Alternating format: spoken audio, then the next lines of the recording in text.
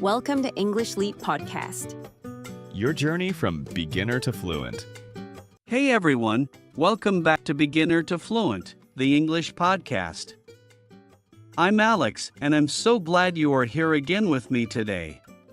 Maybe you are sitting somewhere quiet, maybe you are taking a walk, or maybe you are just relaxing after a long day. Wherever you are, I want to say thank you for pressing play. Because today's episode is close to the heart of every English learner. We are talking about speak without fear. And joining me, as always, is Sarah, someone who has helped thousands of people overcome their fear of speaking English. Hi, Sarah. Hey, Alex. It's always great to be here. And yes, this is such an important topic. So many people can understand English, but when it's time to speak, they freeze. Exactly.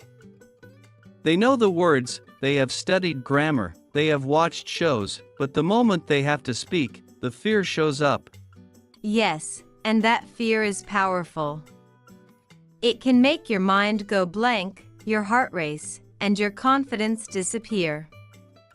But it's not permanent. It's just something you can learn to work through.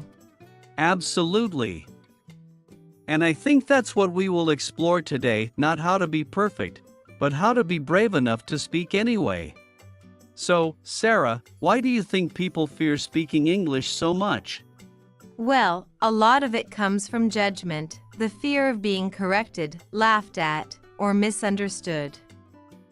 It's like people think they need to sound native to be respected. Yes, and that pressure can make people go silent. They'd rather say nothing than risk saying something wrong. Exactly. But the truth is, every language learner makes mistakes. Even native speakers do. The goal is not perfection. The goal is communication. That's such a good reminder. I have seen people who speak English fluently but with strong accents, and honestly, that's beautiful. It tells a story. Yes. Your accent shows your journey, your identity, your culture. It's not something to hide, it's something to be proud of. I love that. Because when you try to sound perfect, you often lose your confidence. But when you embrace your real voice, people connect with you more. Exactly. Confidence is not about removing fear, it's about moving forward with it. Let's talk about the first step in overcoming fear, understanding it. Yes. Most of the time, fear appears because you care. You want to do well, you want to express yourself. That's not a bad thing, it means you are passionate. That's so true. And the second step is practice, not perfect practice, but real practice. Talking to people, even when it feels uncomfortable. Exactly. You can start small, like speaking one sentence a day in English, or ordering food, or asking someone for directions. Every small step builds courage. And it's amazing how those little moments add up. One day you are scared to say hello, and a few months later, you are having full conversations. Yes. And it's not magic, it's consistency. Confidence grows when you stop running from fear and start facing it again and again. Sarah, what about that voice in people's heads that says, you will sound stupid, or people will judge you? Oh yes, that's a big one. I always say, that voice is not the truth. It's just fear pretending to protect you. But you have to talk back to it. I love that. Like literally talk back, I'm allowed to make mistakes. I'm learning. I'm improving. Exactly. Positive self-talk matters so much. Because your brain listens to what you tell it. Yes, if you constantly tell yourself I'm bad at speaking, you will start believing it. But if you say, I'm getting better every day, your confidence slowly grows. That's right. And confidence does not come from knowing every word, it comes from showing up despite fear. You know, Sarah, I think people also need to remember that everyone feels nervous, even fluent speakers, even teachers, even podcast hosts sometimes. That's true. I still get nervous before speaking events. It's natural. The difference is, now I know that fear is just part of the process. Exactly. The goal is not to remove fear, it's to keep moving through it. Yes. It's like learning to swim. The first time you jump into the water, it's scary.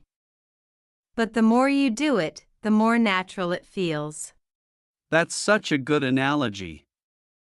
The more you speak, the less your fear controls you. Right. You realize that making a mistake does not end the world, people still listen, they still understand. Exactly. And most people are not judging you, they are actually impressed that you are speaking a second language. Yes. That's something I wish every learner knew. People respect courage more than perfection. Sarah, what are some practical things people can do to build speaking confidence? Good question. First, speak daily, even if it's to yourself. Describe what you are doing in English.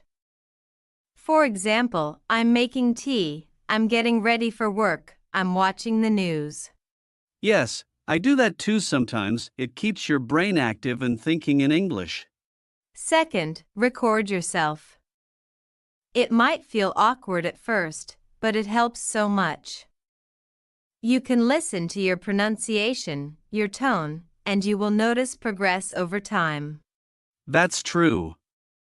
And the third one, maybe, is join English groups or online communities. Practice with people who are learning like you. Exactly.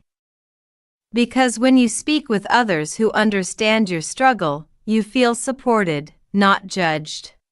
And it's actually fun too. You make friends from different countries, learn about new cultures, and grow together. You know, Alex, I think the biggest thing to remember is, your goal is not to speak perfectly, it's to connect. Yes. Language is about connection, not competition. Exactly.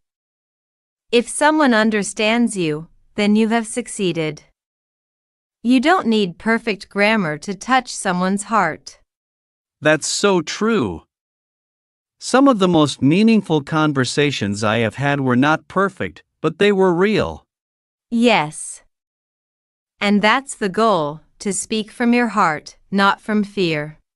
Beautifully said, Sarah. So, to everyone listening, if you have been afraid to speak, remember, fear means you care. But don't let it stop you. Speak anyway. Yes. Because the more you speak, the less fear wins. And the more you believe in yourself, the more fluent you become, not just in English, but in life. Exactly. Speaking without fear is not about being perfect. It's about being present. Showing up as you are, and that's enough. Yes. You don't need to wait until you are confident to speak. Start speaking, and confidence will come along the way. Fear fades when you act with courage. And courage grows every time you speak up. So speak, even if your voice shakes. Because your voice deserves to be heard. Thanks for watching. What do you learn from our conversation? Tell us in the comments section.